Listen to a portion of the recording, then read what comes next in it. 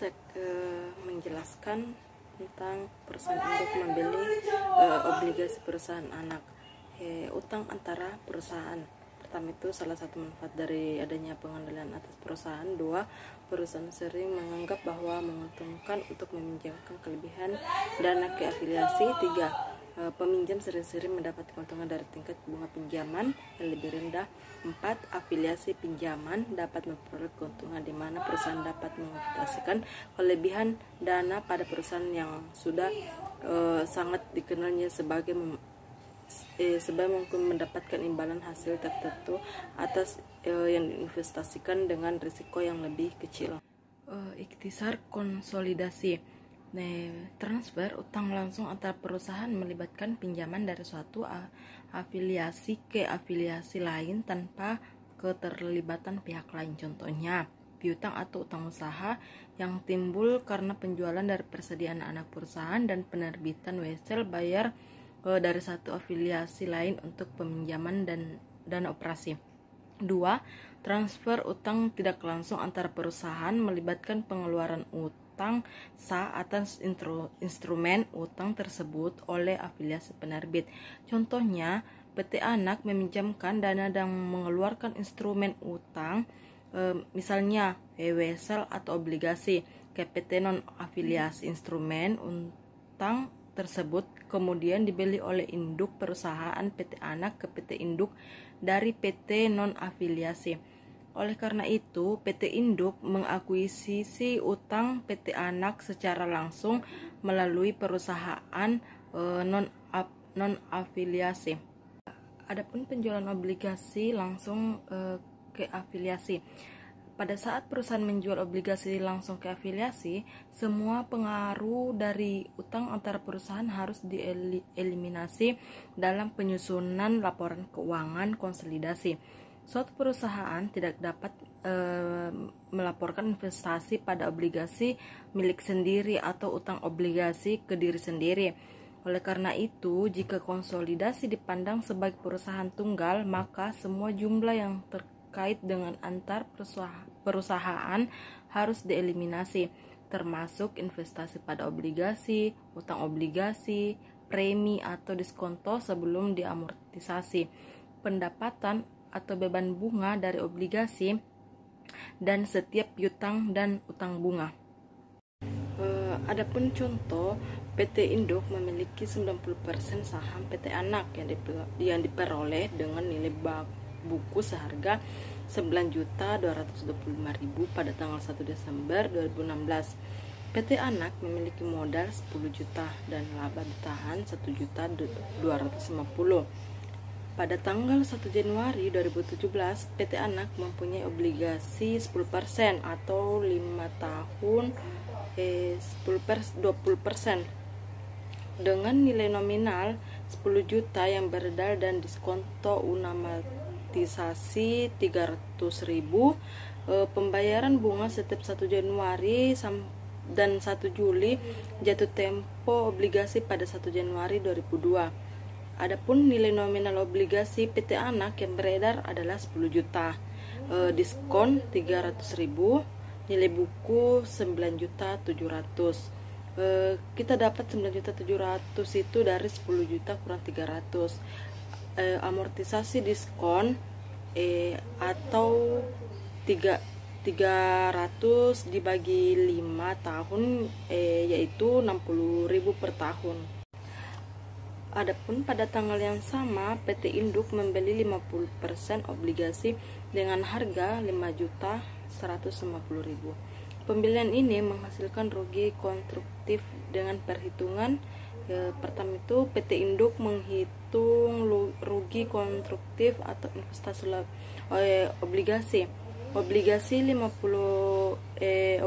itu 4 juta. Hasilnya 4.850.000, di mana kami mendapat 4.850.000 ini, yaitu 50% dikali 10 juta dikurang 300.000. Adapun harga beli, yaitu kita ambil dari soal 5.150.000. Rugi konstruktif itu ada 300.000, dimana kita dapat 300.000 ini kita kurang 4.850 dikurang 5.150, hasilnya itu 300.000.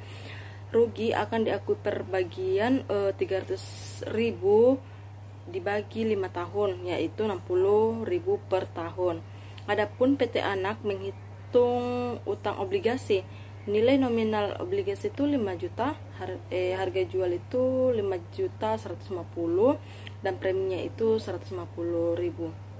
Premi obligasi di amortisasi ini 150 dibagi 5 tahun, yaitu 30.000 per tahun. Adapun selama tahun 2017 PT Anak akan mencatat beban bunga sebesar 10 juta dikali 10%, yaitu hasilnya 1 juta. Amortisasi diskon itu 60.000, dimana kami mengambil 60.000 ini yaitu 300 dibagi 5 tahun. Beban bunga itu, hasil dari beban bunganya itu 1.060.000. Kami mengambil 1.060.000 dari 1 juta tambah 60.000. Adapun 50% untuk PT Induk, hasilnya itu 530. Kami dapat 530 dari 50% kali 1.060.000.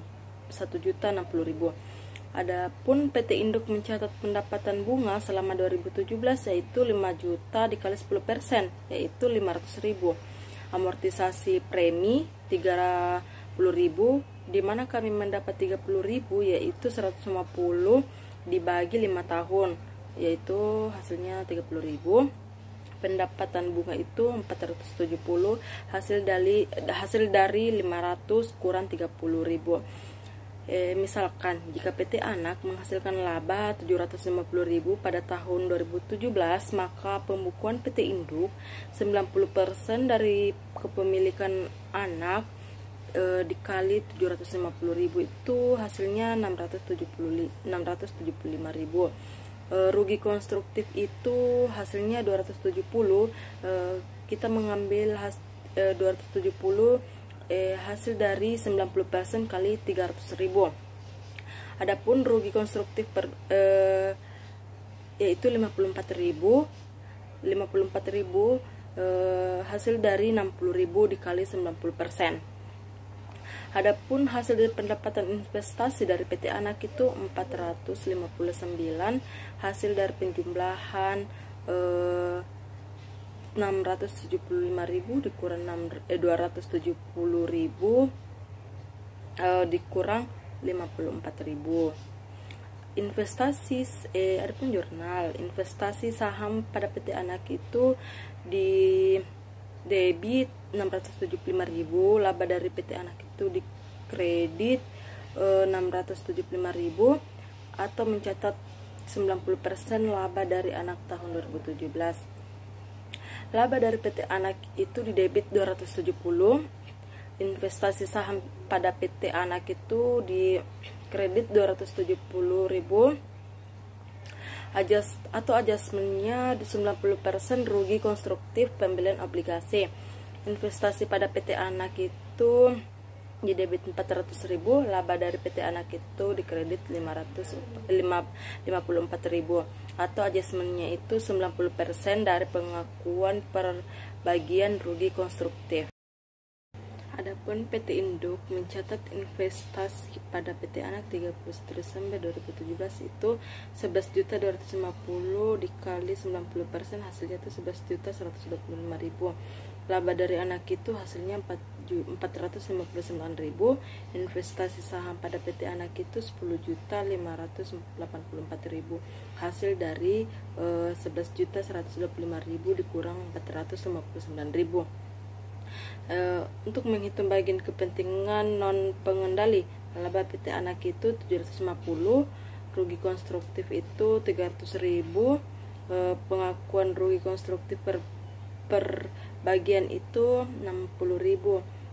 Ini 60.000 hasil dari 150 dibagi 5 tahun.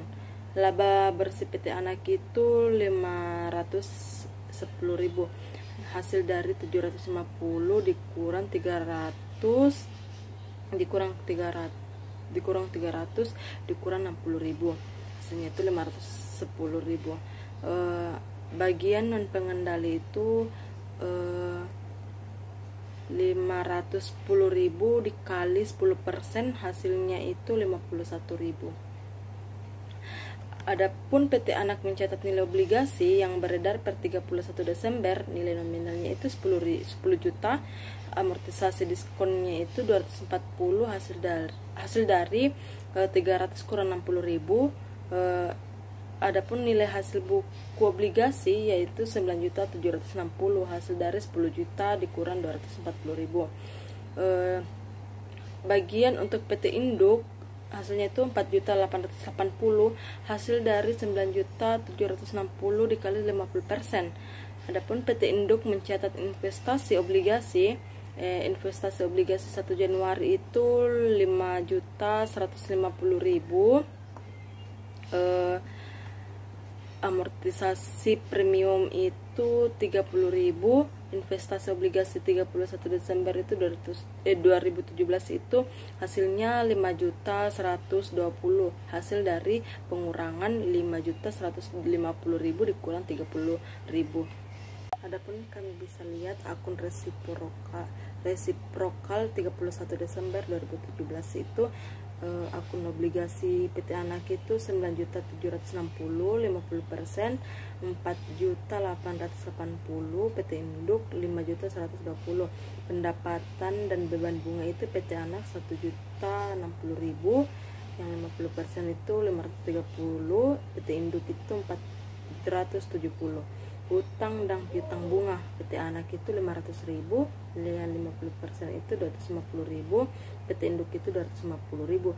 Adapun jurnal eliminasi rugi konstruktif dari penarikan obligasi di debit itu 300.000, pendapatan bunga itu di debit 470, 50%, utang obligasi itu di debit 4.880, investasi obligasi pada PT Anak itu dikredit 5.120, beban bunga itu dikredit 530.000. Jurnal eliminasi A, rugi konstruktif dari penarikan obligasi di debit 240, 50%, utang obligasinya itu di debit 4.880, investasi obligasi pada PT Anak itu dikredit 5.120. B, rugi konstruktif di debit itu 60.000, pendapatan bunga itu di debit 470, beban bunga itu di kredit 530. C, laba dari PT Anak di debit itu 459.000, laba non pengendali di debit itu 51.000, ekuitas non pengendali itu di kredit 51.000, investasi pada PT Anak itu dikredit 459.000 di saham PT Anak. Di debit itu 10 juta, laba ditahan PT Anak itu di debit 1.250, investasi pada PT Anak itu dikredit 10.125.000, ekuitas non pengendali itu dikredit 1.125.000, utang bunga di debit itu 250.000, piutang bunga itu dikredit 250.000.